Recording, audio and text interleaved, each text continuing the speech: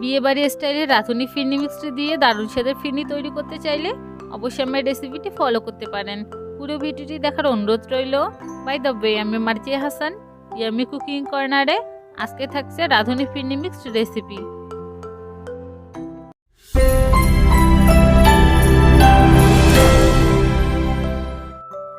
ফিরনি তৈরি করার জন্য আমি এখানে নিয়েছি রাঁধুনি ফিরনি মিক্স।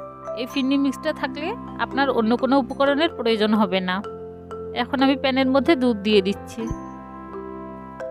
এই ফিরনিটি রান্না করতে কোনো প্রকার ক্রিম, কনডেন্স মিল্ক বা গুঁড়ো দুধের প্রয়োজন পড়ে না।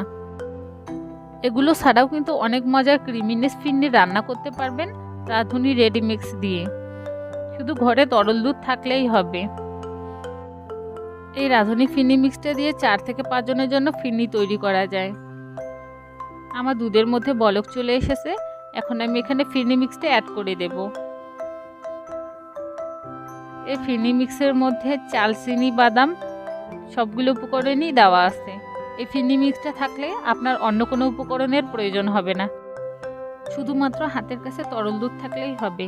আপনারা যদি এই ফিরনি মিক্সটা দিয়ে 8 থেকে 10 জনের জন্য ফিরনি তৈরি করতে চান, তাহলে অবশ্যই আপনাকে এখানে পোলাও চাল অ্যাড করতে হবে। এই পোলাও চালটাকে আপনি 15 থেকে 20 মিনিটের জন্য পানিতে ভিজিয়ে রেখেও ব্যবহার করতে পারেন।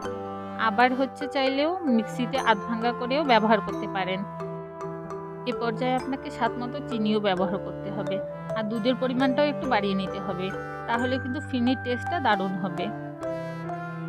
আমার ফিরনিটা কিন্তু অলরেডি হয়ে এসেছে। দেখতেই পাচ্ছেন আমার ফিরনিটা দেখতে কতটা ক্রিমি লাগতেছে। দুধের পরিমাণটা বেশি রাখলেই ফিরনির মধ্যে একটা ক্রিমিনেস ভাব চলে আসবে।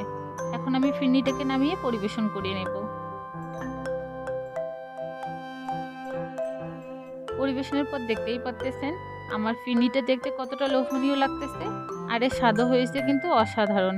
এই ফিরনিটা আপনারা ফ্রিজে রেখে ঠান্ডা করে পরিবেশন করতে পারেন। আমার ভিডিওটি ভালো লাগলে অবশ্যই লাইক, কমেন্ট এবং শেয়ার করতে ভুলবেন না।